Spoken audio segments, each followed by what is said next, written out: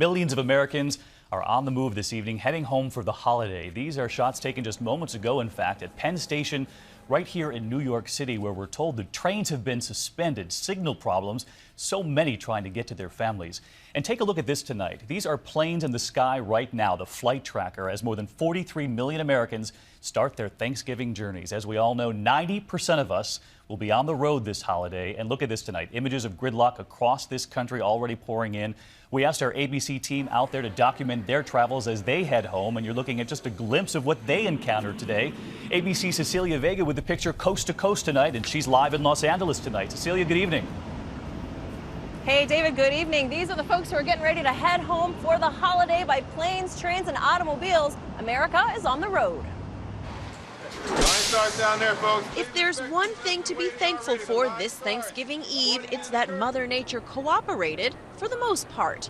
That thick fog blanketed Chicago's O'Hare first thing in the morning, canceling 130 flights. Will be delayed today due to the fog in Chicago. Not too far away at Chicago's Midway, one exasperated traveler tweeted they were packed like sardines. And before the sun came up, Los Angeles International earned its reputation as the second busiest Thanksgiving airport, with lines that snaked around and around.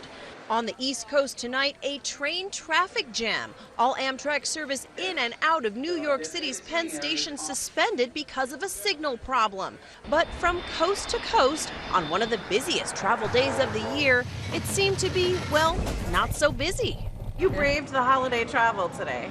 Oh, it wasn't bad. I guess this makes it all worth it. Yeah, it definitely does. We followed our ABC team as they hit the road. I'm heading home to Kentucky. Traveling from Washington, D.C. to Greenville, South Carolina. To Houston, Texas. ABC's Lindsay Davis flying from Cleveland early this morning. Security line is starting to build, starting to wrap around a little bit here. Checking in 4 hours early. This is Delta, this long security line. Heading to Toronto. But at least we've checked in and we are done.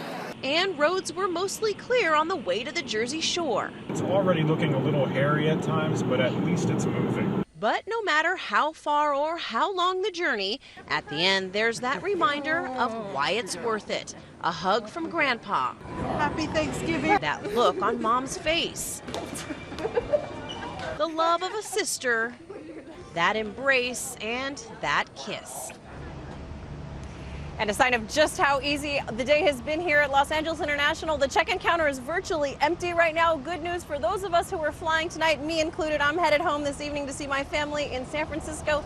David, happy Thanksgiving. And you too, Cecilia. It's all worth it for the hug waiting at the end of the journey. A hug from New York tonight for you as well. Thank you, and to the entire team who took their cameras along for the ride. Millions of American families traveling, as we mentioned, and this was another image that caught our eye today. Look at this. This was in Chicago, where the fog made it absolutely miserable on the highways there, trying to get home there as well. And so we want to bring in ABC meteorologist Ginger Z tonight, who spent a good deal of time forecasting in Chicago. And Ginger, that system on the move this evening? It is. That fog, that same exact area, will redevelop in places like Detroit, Memphis, and Houston. And I want to show you exactly who needs to pay attention to this as you plan for tomorrow morning. Don't turn on the brights from any of that area you see there in gray. One other spot that we've been watching for the last couple of days is the Pacific Northwest. They have had record rains. I'm talking 8 to 10 inches. Snowfall in the 2 to 3 foot range. They will be drying out for the holiday. And Ginger, the broader picture, not a bad Thanksgiving for the rest of the country. Not at all. You know, we really got lucky because you can get some big storms this time of year. Let's look at that overall picture as far as what's happening. I-95 up and down the eastern seaboard looking dry. You've got a little bit of rain from parts of Michigan down into Texas, Dallas on the northern end of that, the southern end of that, and then drying out again for the west. So from San Francisco to Seattle, some better pictures coming by tomorrow.